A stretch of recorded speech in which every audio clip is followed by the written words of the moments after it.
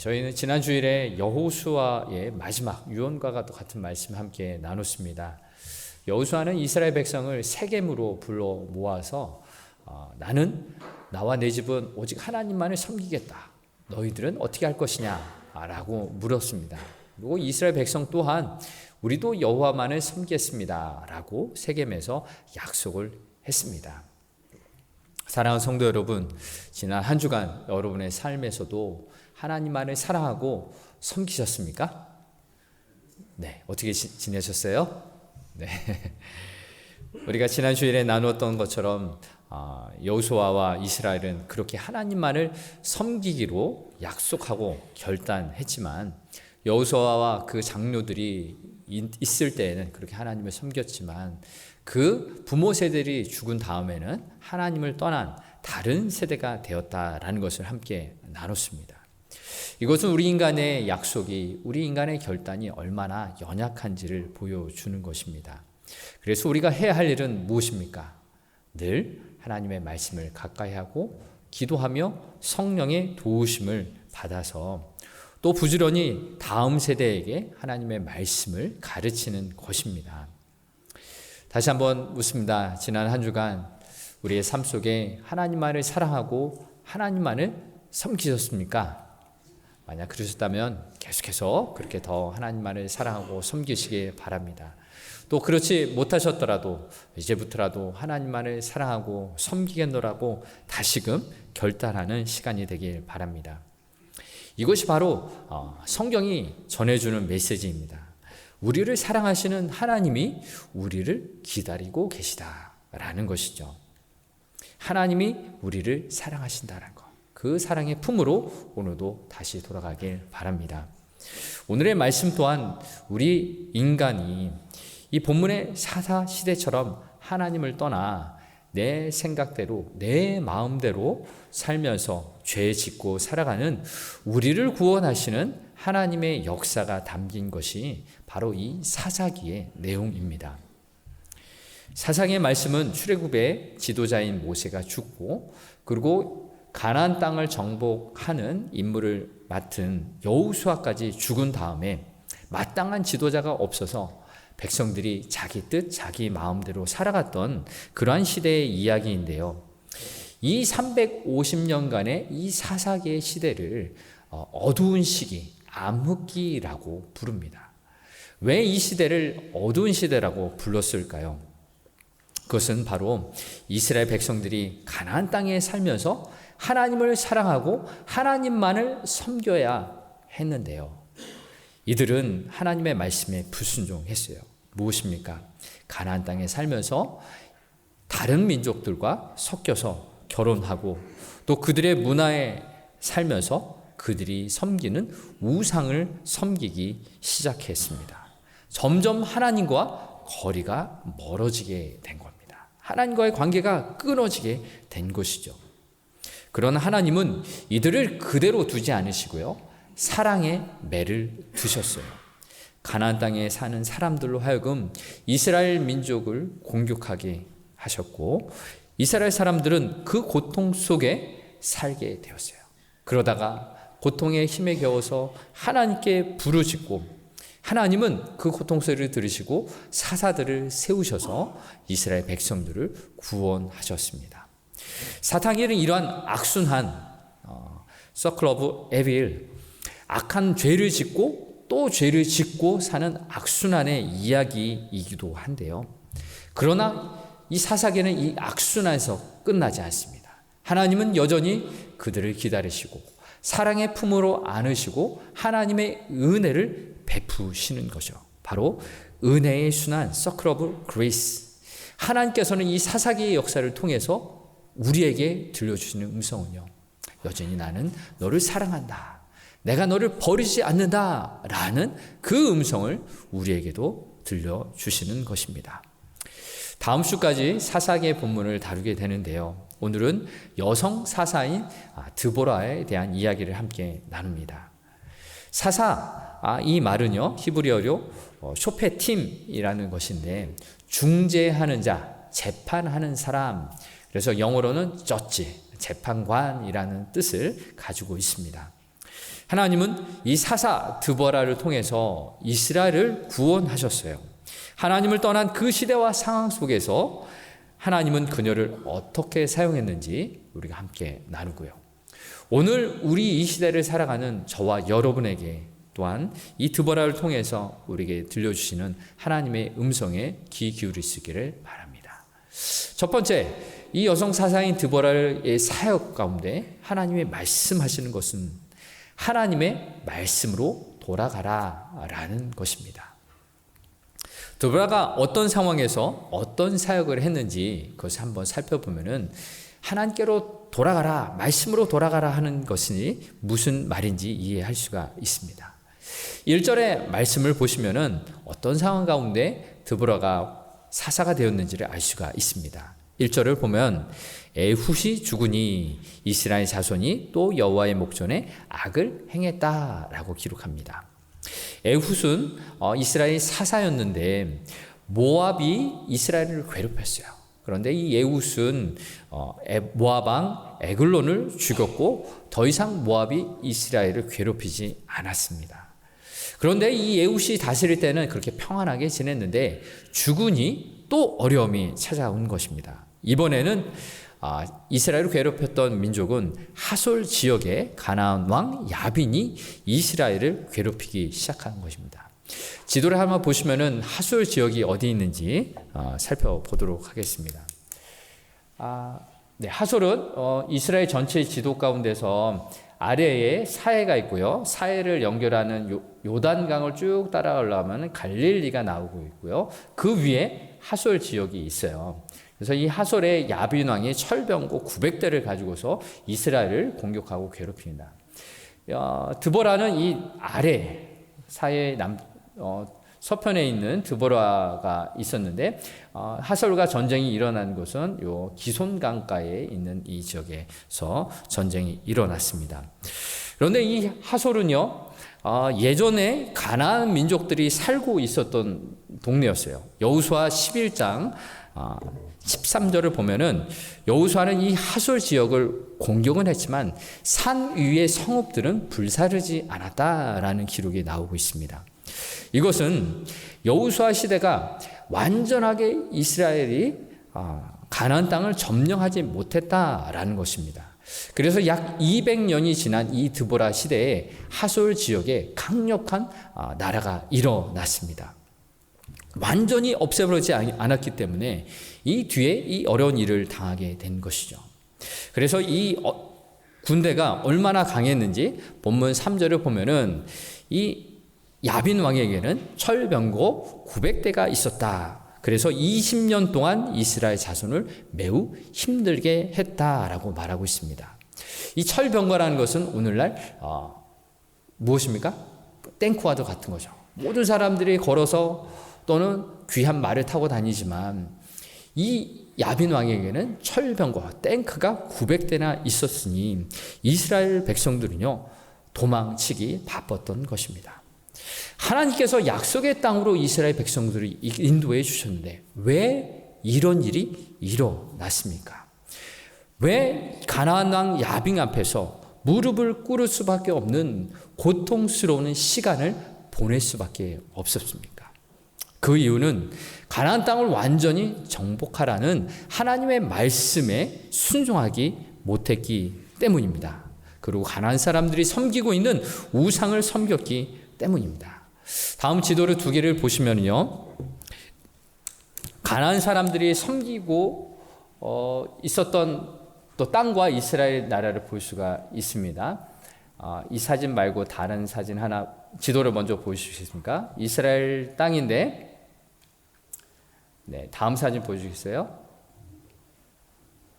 아니면 전 사진에서 벗어난 것 같은데, 네. 여기 사해가 있고 위쪽 갈릴리 딱 보시면 이스라엘 지도라는 것을 아시겠죠? 여기서 빨간색으로 표시되어 있는 것이 여호수아 시대에 정복한 지역을 말하고 있어요.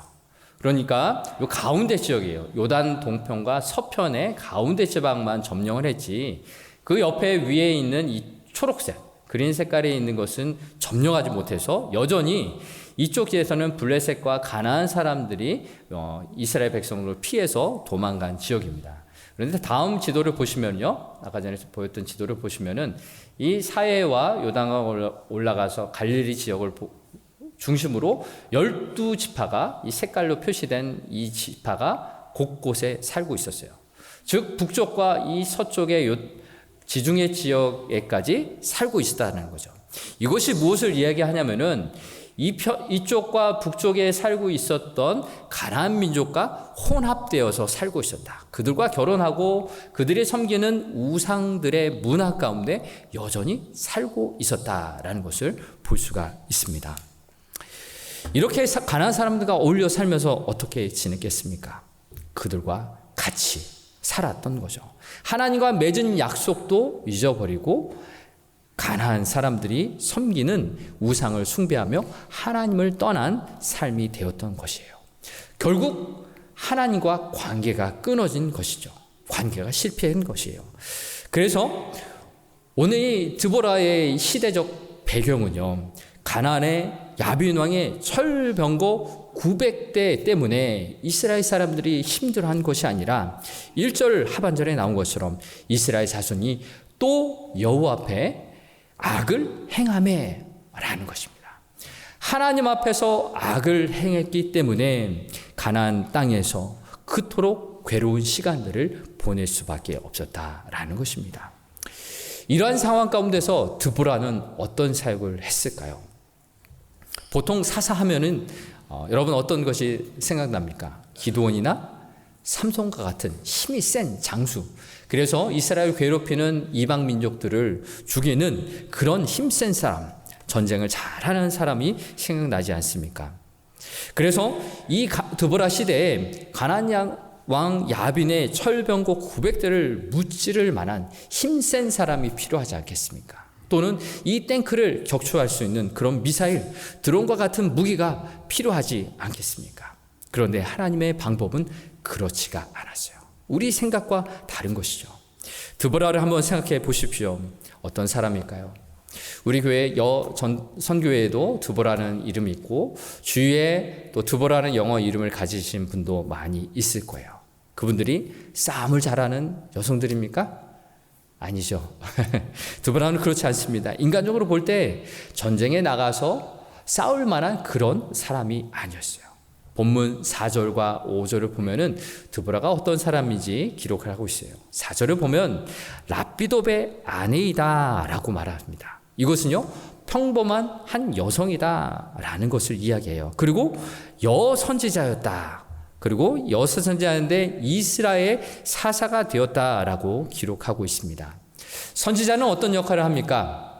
우리가 흔히 생각하기에 선지자, 앞의 일을 미리 바라보고 예언한다라고 생각할 수 있지만 성경은 그런 역할보다 하나님의 말씀을 선포하는, 전하는 역할이 바로 선지자의 역할입니다. 재미있는 것은 드보라의 이름의 뜻은요, 꿀벌이라는 뜻이 있어요. 여러분, 꿀벌이 무엇을 전달합니까? 꿀을 입에 물어서 전달하는 거죠. 나르는 거죠. 꿀벌 드보라는 꿀송이보다 더한 하나님의 말씀을 백성들에게 전하는 그 역할을 했던 것이에요. 그래서 5절을 보면은 드보라는 에브라임의 산지 라마마 베델 사이에 드보라의 종려나무 아래서 이스라엘 자손을 재판했다라고 기록하고 있습니다. 이 드보라를 설명하는 이 대목은요, 다른 사사들과는 다른 독특한 내용이에요. 재판을 했다. 하나님의 뜻을 분별했다라는 것인데 무엇으로 하나님의 뜻을 분별했겠습니까? 꿀송이보다 더 단 하나님의 말씀으로 백성들의 일들을 무엇이 옳은지, 무엇이 잘못되었는지를 판결했다라는 것입니다. 다시 말하면 드보라는 하나님의 말씀으로 백성들을 진리의 길, 생명으로 인도하는 그런 사사, 여선지자였다라는 것입니다. 자, 한번 생각해 보십시오. 이스라엘 백성들이 또 하나님 앞에서 악을 행했던 이 시대에, 그래서 가나안 왕 야빈에게 괴롭힘을 당하고 있었을 그때에 하나님은 힘센 장수가 아니라 선지자 드보라를 사사로 세우셨어요. 왜 하나님이 하나님의 말씀을 맡은 선지자를 사사로 세우셨습니까? 왜 이 상황에서 하나님의 말씀이 필요했겠습니까? 죄악을 이기는 힘은 하나님의 말씀에서 나오기 때문입니다. 진리의 검 하나님의 말씀만이 우리를 다스리시고 악을 이기는 힘이 된다라는 것을 말씀해 주고 있는 것입니다. 하나님께서 친히 백성으로 삼으신 것은요, 사단의 문화 속에서 다시 하나님의 나라를 찾기 위해서였습니다. 그래서 하나님의 백성에게 중요한 것은 선교적 삶이란 것입니다. 그런데 이스라엘 백성들은요, 하나님께서 주신 이 선교적 사명, 미션을 잃어버렸습니다. 하나님은 오늘도 저와 여러분을 이 땅에 보내셨어요. 이 땅에서 우리를 통하여 하나님의 나라를 이루시고 하나님의 문화와 하나님의 사역을 만들어 가시길 원하시는데 무엇이 필요한 것입니까? 우리에게 무엇이 필요하겠습니까? 그것은 바로 하나님의 말씀으로 돌아가는 것입니다. 우리가 함께 읽은 본문에서 드보라가 말씀 사역을 했다라는 것은 우리에게도 동일한 이런 메시지를 주는 것이죠. 우리 한인교회가 회복되어지고 부흥하며 또한 이 지역과 이 사회 가운데 하나님의 복음을 증거하는 복음 증거의 사명을 잘 감당하기 위해서 우리는 최우선적으로 말씀의 사역을 해야 하는 것입니다. 말씀으로 돌아가야 하는 것입니다. 우리 부모 세대와 다음 세대들이 하나님 말씀 앞에 세워질 수 있도록 오늘도 우리는 힘써야 하는 것입니다. 오늘도 살아계시는 그 역사하시는 하나님의 말씀이 우리 마음 가운데 있어야 하는 것입니다. 제가 구역 보고서를 이렇게 받아보면은 우리 구역에서 성경 읽기를 잘 하고 계신다라는 보고를 받고 있습니다. 구역별로 우리 구역장님과 인도자님들이 함께 말씀을 읽자 격려해 주고 계십니다.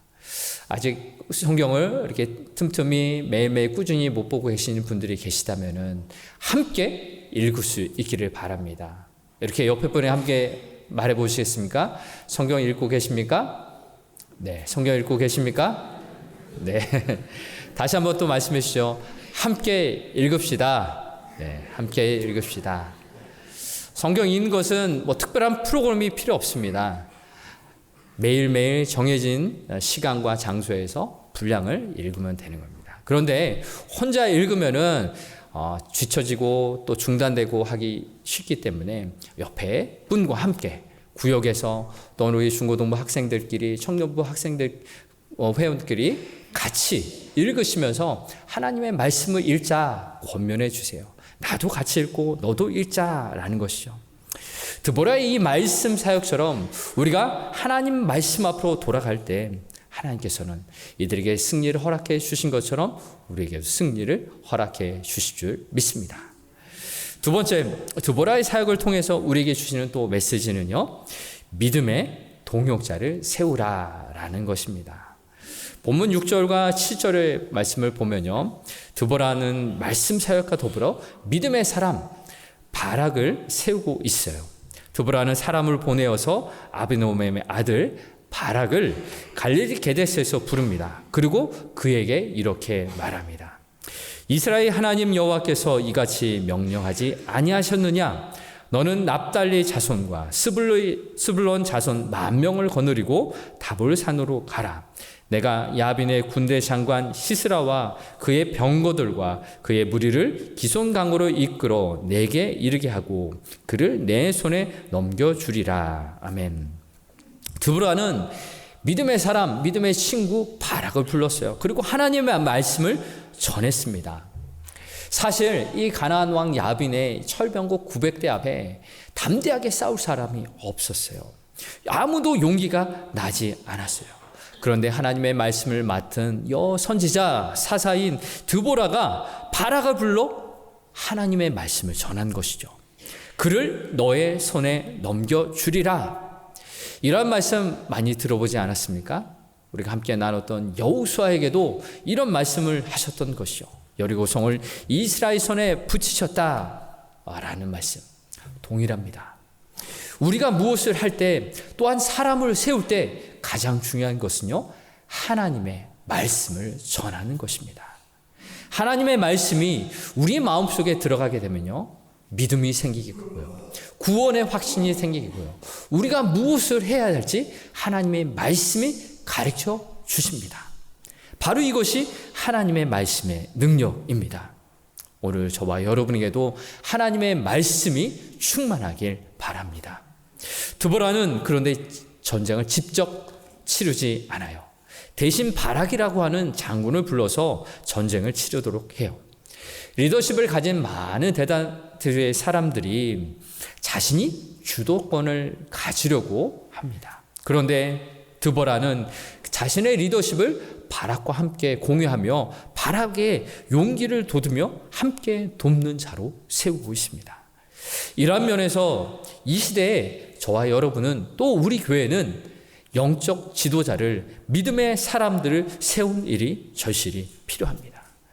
이 뉴질랜드 안에서 또한 우리 한인교회뿐만 아니라 여러 현지 교회에서도 다음 영적 지도자를 세우고 사역자를 찾는 것이 매우 어려운 실정입니다. 이런 면에서 이 시대에서 우리가 기도하며 힘써야 될 것은 예수님을 잘 따르는 자, 하나님의 말씀으로 충만한 사람들을 길러내는 일입니다. 우리가 우리 교회를 좋은 소문을 내서 좋은 사람들을 우리 함께 신앙생활, 믿지 않는 사람들을 함께 신앙생활 할 수 있도록 전도하는 일도 매우 중요한 일인데요. 이미 교회 안에 신앙생활을 하고 있는 저와 여러분이 예수님을 잘 따르는 제자가 되는 것, 이것은 정말로 더 중요한 일입니다. 그래서 우리가 교회 안에서 훈련을 받고요, 여러분이 살아가는 가정과 또 일터와 학교에서 하나님의 사람으로 능력 있는 하나님의 말씀을 전하는 사람, 말씀대로 살아가는 사람이 되는 것, 정말로 중요한 것입니다. 드보라는 바로 그렇게 바락을 세우는 거죠. 하나님의 말씀을 전해주고 하나님의 말씀대로 살아갈 수 있도록 그렇게 권면하고 있는 드보라의 말씀입니다. 우리는 이 상황에서 조금 더 본문을 살펴보기를 원합니다. 8절을 보면은 바락이 드보라에게 자신과 함께 가면 자기도 가겠지만 드보라가 가지 않으면 나도 가지 않겠습니다 라고 이야기를 하고 있습니다. 이어서 9절에서 드보라는 나는 가겠다 라고 흔쾌히 허락을 하고 있습니다. 드보라는 바락과 함께 전투가 벌어질 이 가데스 지역으로 갑니다. 우리는 이 드보라의 이 모습 속에서 하나님의 나라의 영적 전쟁에서 물러서지 않고 바락과 함께하는 그런 리더십을 볼 수가 있습니다. 여러분의 주위를 한번 둘러보십시오. 주위에 누가 계십니까? 도움이 필요한 친구가 있습니까? 드보라는요, 도움이 필요한 친구와 함께 가겠다라고 말을 했습니다. 그의 손을 함께 잡아주고 전쟁터가 벌어지는 그곳을 향해 걸어가고 있습니다. 여러분의 주위에 믿음의 도움이 필요한 사람들, 영적 도움이 필요한 사람들과 함께 하십시오. 그들의 손을 잡아주시고 격려하시고 믿음의 친구를 만드는 것, 함께 걸어가는 이 사역을 함께 잘 감당하시기를 바랍니다.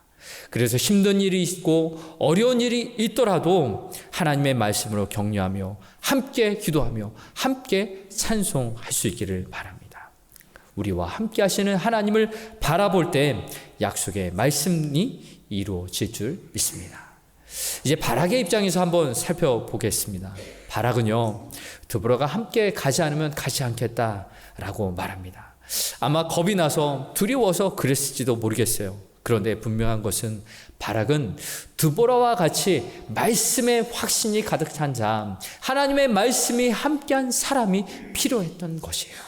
하나님의 말씀이 있는 그 동역자, 그 믿음의 친구가 있다라면 하나님의 말씀이 이루어지는 것을 볼 수 있다라는 것이었죠. 다른 어떤 큰 무기, 강력한 무기가 아니라 하나님의 말씀이 있었던, 무엇보다도 믿음이 좋은 친구가 필요했던 것입니다. 여러분에게 믿음의 좋은 친구가 옆에 계십니까? 내가 친구 관계가 어렵거나 해결하기 어려운 일들이 있을 때 내 마음을 털어놓고 기도해줘, 기도 부탁할 사람이 옆에 계십니까? 혹 지금 여러분 옆에 그렇게 함께 기도할 분이 계시다면요, 그것은 누구이겠습니까? 바로 옆에 계신 분이에요. 바로 옆에 계시는 분, 나의 믿음을 이야기하고 함께 기도할 부탁을 할 사람, 바로 옆에 계시는 분, 그리고 가정에서 우리의 부모님이나 형제자매나 부부가, 배우자가 그 역할을 감당하는 것입니다. 옆에 분에게 나를 위해 기도해줘, 그렇게 부탁하십시오. 그리고 나도 옆에 분에게 들은 이야기를 기도 제목을 갖고 나도 기도할게 라고 함께 기도하시길 바랍니다. 그런데 혹시 옆에 그럴 만한 사람이 없으십니까? 걱정하지 마십시오. 우리를 영원토록 세상 끝날까지 항상 함께 하시겠다 약속하신 예수님이 우리 곁에 계신 줄 믿습니다.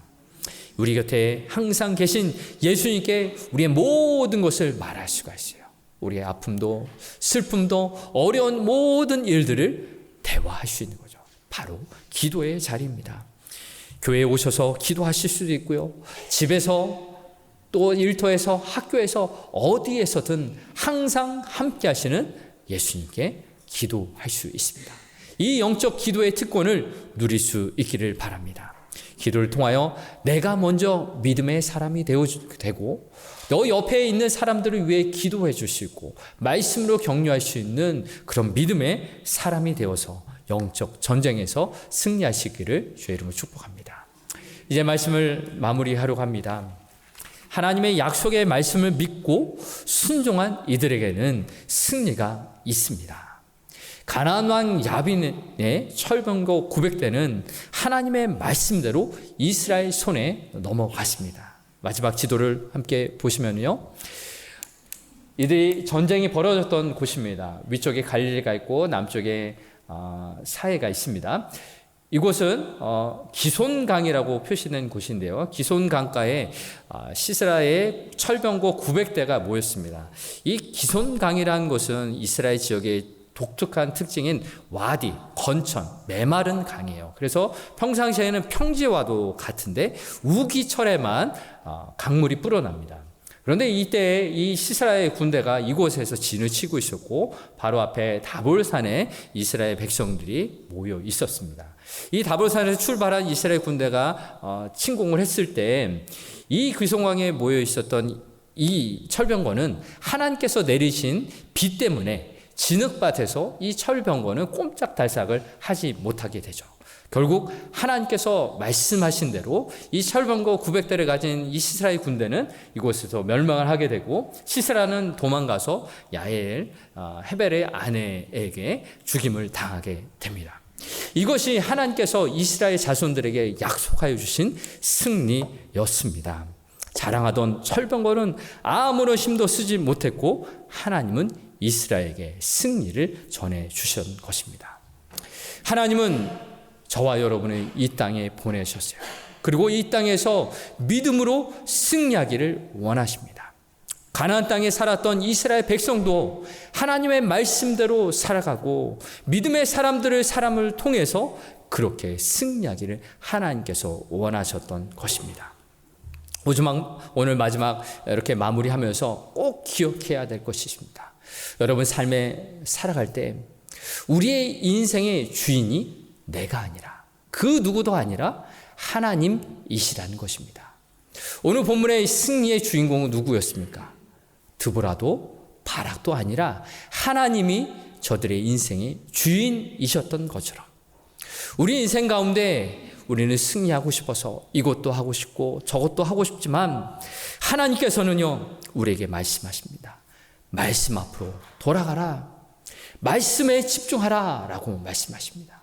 이 영적 전쟁이 벌어지는 치열한 우리의 삶의 현장에서 우리가 헤쳐나가기 그 많은 어려움 가운데 우리는 말씀 앞에 돌아가 우리의 죄악된 모습을 뒤돌아봐야 하고요.